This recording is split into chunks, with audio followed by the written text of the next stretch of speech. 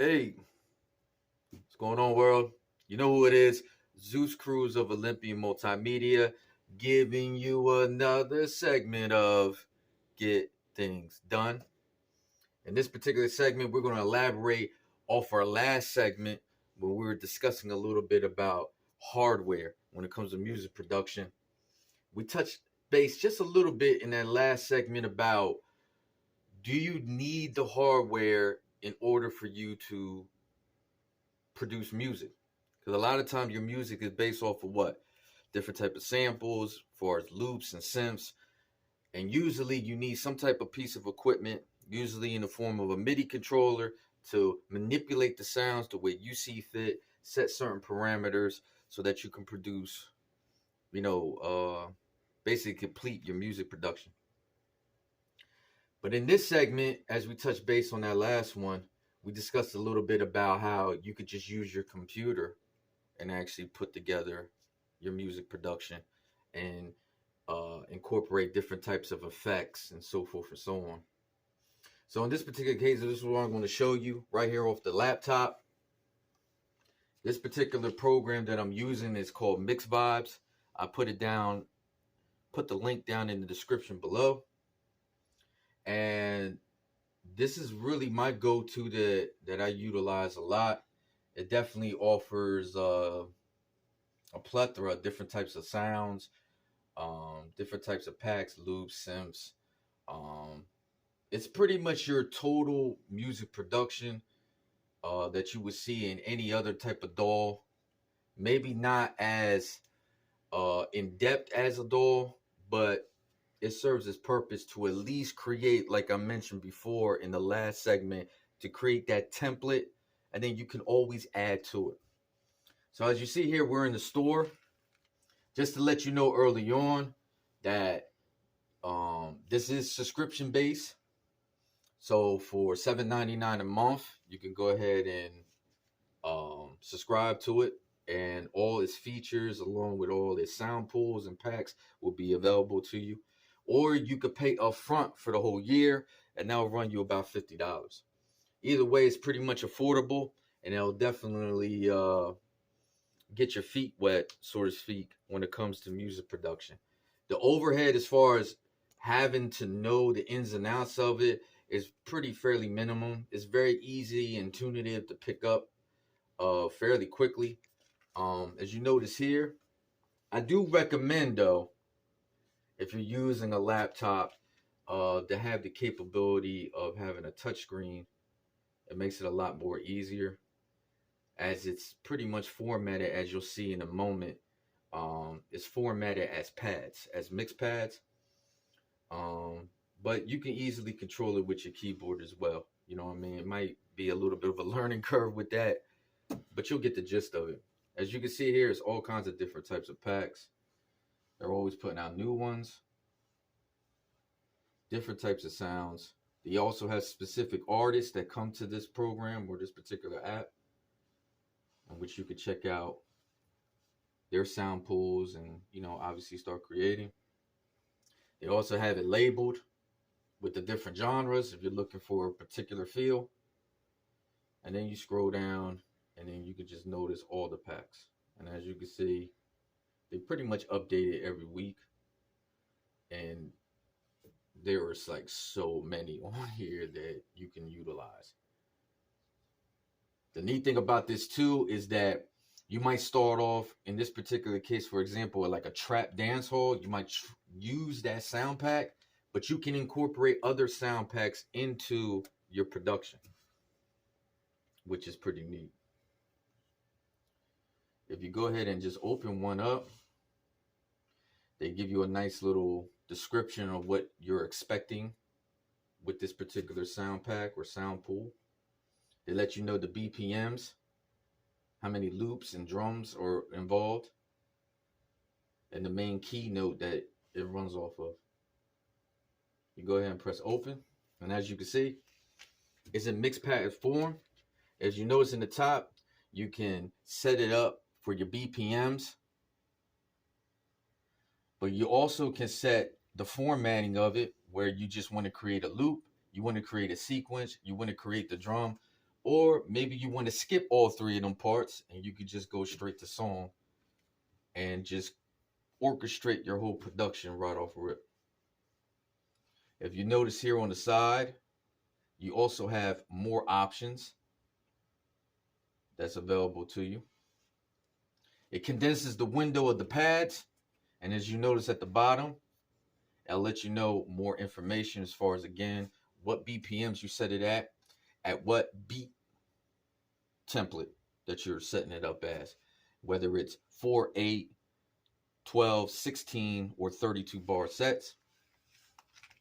You can fade in and out in your production, as far as if you want to start the beat off very mellow, the melody is kind of softened a little bit, and then you want to rise it up to the set BPM for your production, or you can fade out at the end. You can snap it to grid, which means it's set in place once you set it up on the timeline, or how long the duration of your fade in compared to you fading out, whether it's somewhere in the middle of your production or at the end of your production. You go over here and you have your mixers, well, your tuners for mixing. And obviously they're lined up with each row of your padding that you decide to use. And then obviously you could put it on solo or mute. You go to EQ and filters. And then whatever filters that you set for these, the neat thing is it's combined with your EQ, in which you can raise the levels to it based off of which row of pads that you're using. And as you notice, the pads are pretty much, they're labeling it nice. Again, the overhead is pretty easy. It's very fluent. It's not difficult to pick up. They're allowing you to show you that you have your kicks, you have your claps, you have bass, leads. Tops is usually some type of other type of effect that accompanies the clap or the kick. You have your pads, ARPs and FX, again, or just more different types of effects. Usually they're like simple type of sounds like bells or whistles or something like that, just to add a little bit more texture to your music production. And then from there, you could go to the FX option or the FX tab. You have your FL routing, in which you could keep it on mastering, or you have 8 segments to your beat production. Each segment, you can set the parameters to a specific measurement. So mastering means for the entire thing, usually you will accompany it if you're using song. If you're going to go ahead and record your beat and you put it on song, you would usually keep it on master, and it pretty much puts all the keys and chords in its proper frame rate, and it usually puts a nice mix to it. I wouldn't depend on the mixing that they provide on here. Usually whatever you create on here, you will have to put it toward another software that allows you to do a little bit more editing when it comes to mixing and mastering. It's decent with this particular program or other programs similar to this, but I wouldn't be relying on it. If you want that more high quality, more professional sound, produce your beat on here, but in turn take that beat and put it onto another software where it will allow you to do more in-depth editing. And then you could do your beat repeats, as far as like if you set some type of effects like an echo or something and you want it at a specific thing throughout the beat, you can set that measurement here. And then the cool thing about it is you have the touch screen. That's why I say I recommend the touch screen compared to just using your mouse. But you might feel more comfortable with your mouse, whatever case it is. This might get a little bit getting used to, but it's just a great feature. You click on the arrow and it allows you different types of filters that you can add on while you're recording your production. And as you can see, they have several on here that you can utilize. And then whatever you pick, you just click on it. And then you can allow your finger, and you create like sort of like a wave pattern. Obviously, the higher you go with your finger, the higher the frequency. Obviously, the lower the frequency. And then your sides from left to right on the coordinates,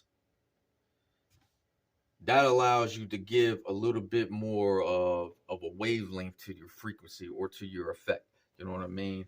You could kind of slowly bring it in and slowly fade it out. So it's essentially has a fader built into it. And it's all about how you move your finger and how fast you go. It's how strong the effect that you want. And you can use this as any time. And then at the end, the last tab, obviously you can save your project. Obviously you can create your own file directory. You can store these as stems, which is like particular different types of sounds. Once you manipulated it and produced the way you wanted it, you can actually save it as that, and use it for another project. So that's a neat thing too, or a neat feature that they add on here. And then again, just for you to utilize it, again, I recommend the touchscreen, but if not, obviously this would sound a lot better if you had your headphones on. But as you can see, you have that simple kit, and you can just play around with it.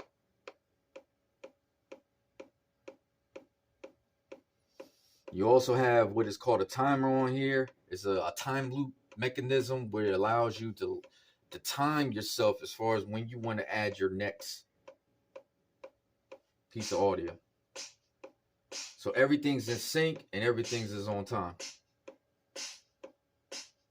Got something simple. Then you could go ahead and just add your bass.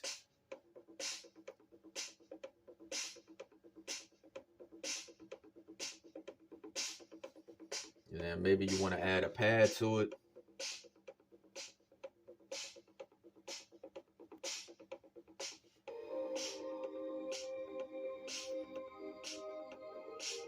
Remember, if you're adding an ARP or some type of FX, these are very, very minute, short pieces of audio. And they usually don't run in the fashion as you see here. As long as you have the button pressed down or the pad pressed down, it's going to continue to play that beat. Remember, FX or effects that you put onto your production, they're very short 1 to 2 second pieces of audio that you incorporate in.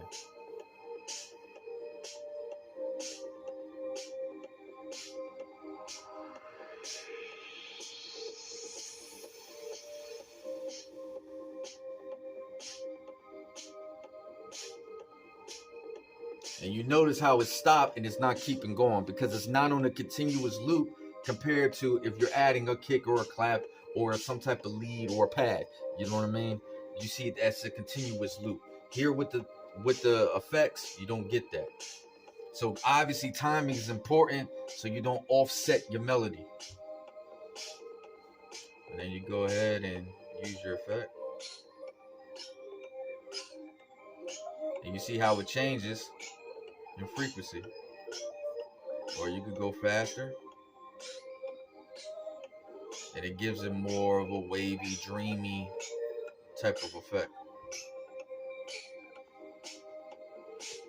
You go back here. You can actually set it based off of here. The decibels. Or how in depth you want the frequency to be for that particular pad that you're using. Remember, each row coincides with the pads within that row. So here, this will be for like your claps. If you turn this is exactly for whatever you have inputted as your clap or your snare. This will not control anything as far as like your pads. So if you want the levels to be increased for your pads a little bit more than your snares, then you will bring the levels up here. And then whatever filter that you layered out, they're all at the bottom. Then you can go ahead and raise them. And then you can like go in and out with these different pads as well.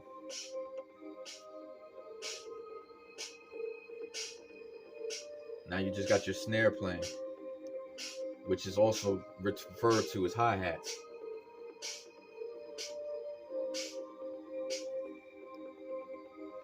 And see, now you have your melody. So now you can add different textures to your beat with a click of a button.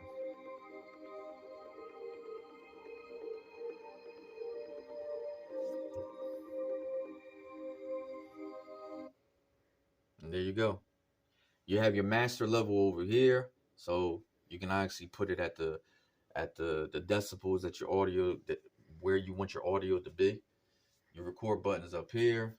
Up here in the far right corner, you have your settings button where it has a few other different like features that you can set up. You can add a limiter to your production.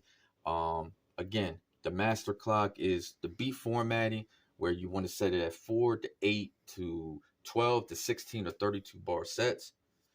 You can change the style of your metronome.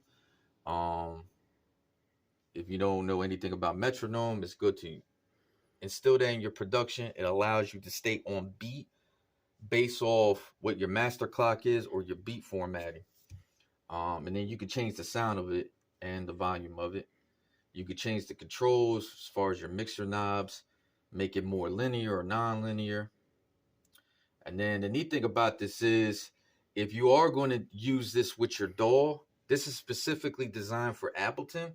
If that's your preference or your choice of DAW, this allows you to sync your whole production into there, into a streamless workstation. And then you can just go ahead and, add whatever you want to add to it. You also can use MIDI.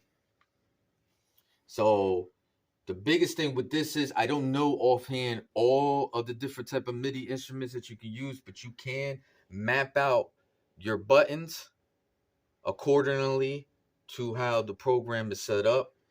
You just have to do your research. Definitely do your research. I always recommend that. So you get the most information needed in order for you to, obviously do your production properly.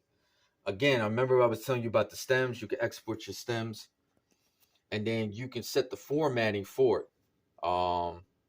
Usually it's set at 16 bits at 44,100 megahertz. You don't never want to go any higher than 48,000. 44,100 is pretty much your standard, but you never want to go any higher than 48,000. You'll definitely sense a lot more interference in your production, a lot of static, a lot of background noise come with that. It's just going to be a lot more editing on your part to bring the quality back to your music production. And that's pretty much it. I mean, this is what I prefer. There are a plethora of other ones out there. That's why I recommend just do your research and find the one that you're most comfortable with. This one is called Mixvibes. I love it. It definitely gives me a lot of templates, a lot of different textures that I could play with. I usually sometimes don't make a whole production. I just kind of put together a few different sounds and whatnot. I upload it to my DAW, and then from there I branch it out into a fully orchestrated beat. But however you want to utilize it, the point is you can actually just use your laptop without anything and make yourself a beat. So don't feel like you're so limited, or you have to go the route of getting a DAW and all these different types of MIDI controllers and all kinds of hardware. You can literally just use an app and make some great music. And also don't forget, do not rely on the mixing on here. Once you produce whatever you produce on here, please put it toward another software that allows you to edit more in depth the mixing and the mastering. And that's it. So you know who it is. It's Zeus Cruz of Olympia Multimedia. I